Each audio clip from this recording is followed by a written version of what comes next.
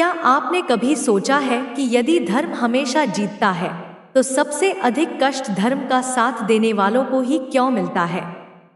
महाभारत के युद्ध के बाद एक ऐसा क्षण आया जब द्रौपदी के मन में वर्षों से दबा हुआ दर्द फूट पड़ा। वह द्रौपदी जिसने अपमान सहा, वनवास सहा, अपने पुत्रों को खोया और जीवन भर संघर्ष किया, उसने श्री कृष्ण से एक ऐसा प्रश्न पूछा जो आज भी हर दुखी इंसान के मन में उठता है। द्रौपदी ने कहा, यदि धर्म की विजय निश्चित है तो मेरे जीवन में इतना दुख क्यों आया? कहते हैं कि कृष्ण ने जो उत्तर दिया वह केवल द्रौपदी के लिए नहीं था, बल्कि आने वाले कलयुग के हर मनुष्य के लिए था। यह उत्तर इतना गहरा था कि आज भी बहुत कम लोग उसका वास्तविक अर्थ समझ पाए हैं।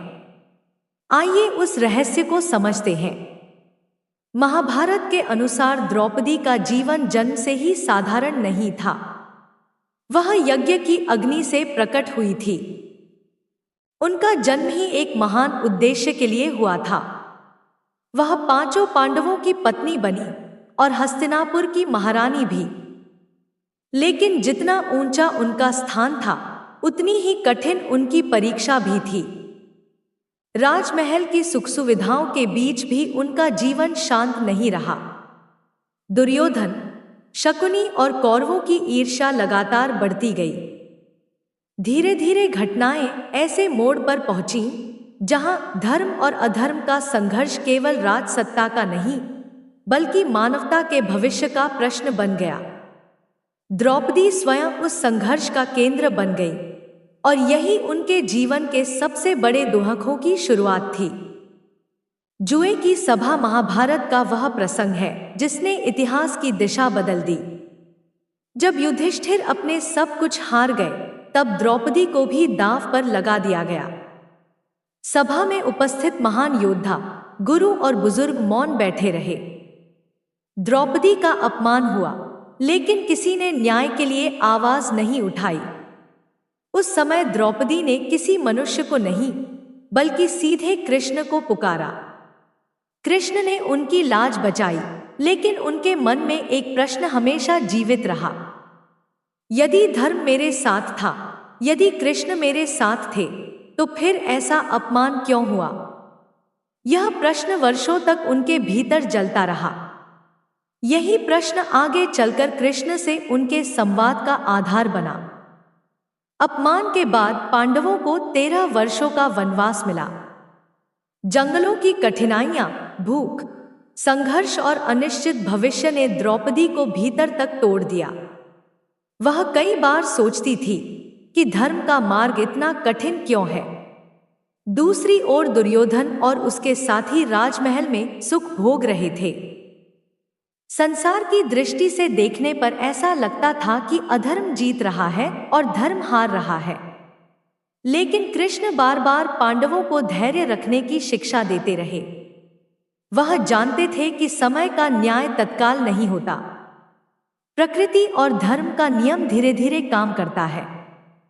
लेकिन उस समय यह बात समझना किसी भी साधारण मनुष्य के लिए आसान नहीं था, और द्रौपदी भी इसी पीड़ा से गुजर रही थी। वनवास समाप्त हुआ, लेकिन संघर्ष समाप्त नहीं हुआ। कुरुक्षेत्र का महायुद्ध शुरू हुआ। करोड़ों योद्धाओं का रक्त बहा। भीष्म, द्रोण, कर्ण और अभिमन्यु जैसे महान वीर युद्धभूमि में गिर पड़े। अंततः धर्म की विजय हुई और पांडवों को राज्य मिला। बाहर से देखने पर ऐसा लगा कि न्याय स्थापित हो गया, लेकिन द्रौपदी के हृदय में शांति नहीं थी। युद्ध जीतने के बाद भी उन्होंने अपने पुत्रों को खो दिया था। अश्वत्थामा ने रात में सोते हुए उनके 5 पुत्रों का वध कर दिया। अब द्रौपदी के मन में पीड़ा और भी गहरी हो चुकी थी। उन्हें लगने लगा कि यदि यही धर्म की विजय है, तो यह विजय इतनी कष्टदायक क्यों है? युद्ध के बाद एक अवसर पर द्रौपदी ने कृष्ण से अपना दर्द व्यक्त किया।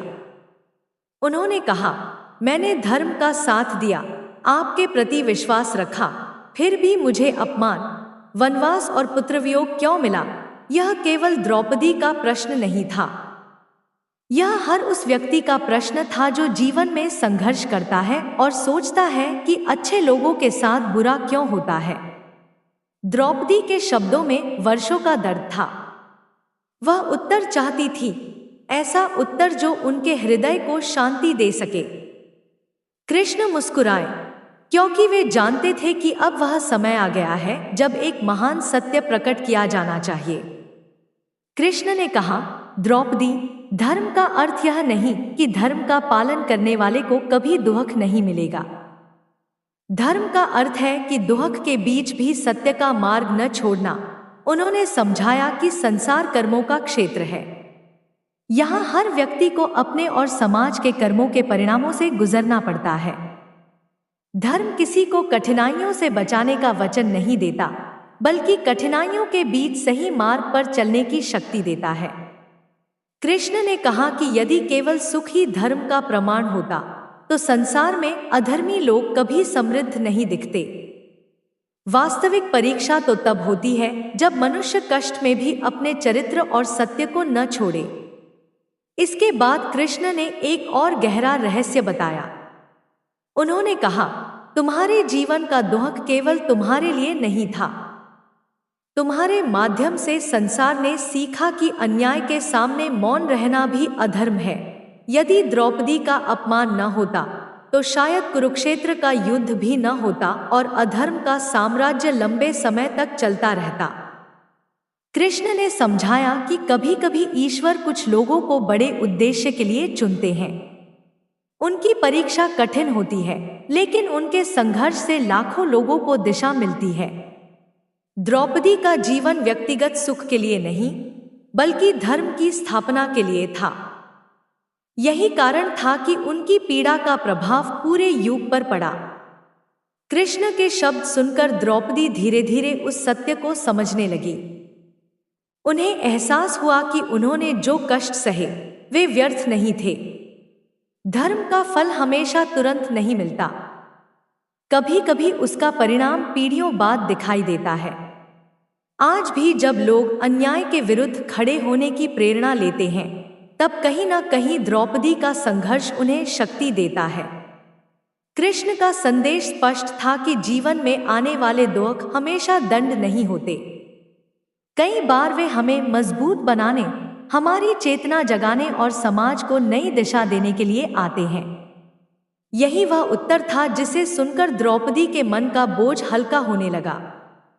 यही कारण है कि कृष्ण का यह उत्तर आज भी कलयुग के लिए उतना ही महत्वपूर्ण है जितना द्वापर युग में था।